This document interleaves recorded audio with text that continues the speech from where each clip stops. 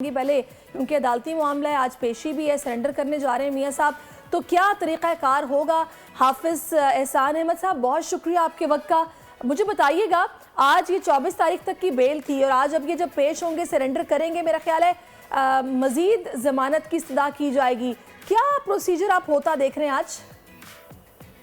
बिस्मिल्लाहिर्रहमानिर्रहीम। आज दो चीज़ें आएंगी। एक तो ये है कि जो उनको प्रोटेक्टिव बेल दी गई थी इस्लामाबाद हाई कोर्ट से, या उनके वारंट्स जो थे, जो तोशाखाना केस के अंदर सस्पेंड किए गए थे, उनके ऊपर आज जब वो पेश होंगे तो पेश होने के बाद जो है दो चीज़ें हैं। एक ये है कि उन्होंने सस्पेंशन ऑफ सेंटेंस के लिए भी अप्लाई कर दिया हुआ है, जो आज वो केस लगा हुआ है सरेंडर के साथ साथ। अगर अदालत जो है आज उनकी सस्पेंशन ऑफ सेंटेंस कर देती है तो मियाँ साहब जेल के अंदर नहीं जाएंगे, और अगर अदालत ये कहती है कि जी आप जेल जाएं और वहां से जाके आप अपनी सस्पेंशन ऑफ सेंटेंस, या आज नैब को नोटिस कर दिया जाता है, तो उसके बाद फैसला आएगा। लेकिन मैं ये समझता हूँ कि आज जो इम्पोर्टेंट है वो बिल्कुल उसी तरह आएगा जिस तरह प्रीवियस प्रोसीडिंग्स के अंदर आया है, कि अगर आज भी नैब के जो प्रोसिक्यूटर्स हैं वो ये कहते हैं कि हमें सस्पेंशन ऑफ सेंटेंस पे कोई एतराज़ नहीं है और मियाँ साहब सरेंडर कर चुके हैं जिस तरह आज वो अदालत के सामने आए हैं, तो शायद ऑर्डर आज भी उसी तरह का आए जिस तरह आपने 3 दिन पहले देखा था।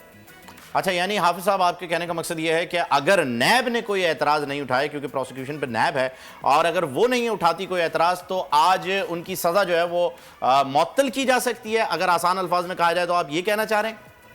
जी बिल्कुल। आज इनके 2 एप्लीकेशन किया हुआ है कि मेरी जो अपील्स है उनको रिवाइव किया जाए, और साथ उनकी सस्पेंशन ऑफ सेंटेंस की भी है। तो दोनों चीजें आज लगी हुई हैं, और अब देखते हैं कि प्रोसिक्यूशन जो है वो किस स्टैंस के साथ सामने आती है, और जो डिफेंस साइड है वो इसके अंदर आर्गुमेंट क्या लेती है। लेकिन ऑल डिपेंड अपॉन ये है कि हमारी प्रोसिक्यूशन जो नैब की है वो आज किस तरह इस्लामाबाद हाई कोर्ट के अंदर अपने केस को प्रेजेंट करती है, या डिफेंस साइड को किस तरह। यानी ये टोटल अब डिपेंड ये कर रहा है कि नैब किस तरह से अपना केस जो है वो प्रेजेंट करती है, उसके बाद पता चलेगा क्या होने जा रहा है। नज़ीर लगारी साहब भी हमारे साथ हैं। लगारी साहब, आपने सुना एडवोकेट साहब ने अभी जो बताया है कि सज़ा मुअत्तल हो सकती है, और अब आपके सामने ये केस पूरा का पूरा सिचुएशन आपने देखी है। आज तक कभी ऐसा कोई वाकया हुआ है कानूनी तौर पर आपकी नज़र से गुजरा है जिसमें ऐसा कुछ हुआ हो किसी बड़े लीडर के साथ? नहीं, मैं तो इस पर कोई हैरत नहीं है मुझे। तब जो कुछ हुआ है वो पहले किसी के साथ भी ऐसा नहीं हुआ है। पाकिस्तान की पूरी तारीख में इस तरह से नहीं हुआ है। हम पूरी उस पर तारीख को देखते हैं।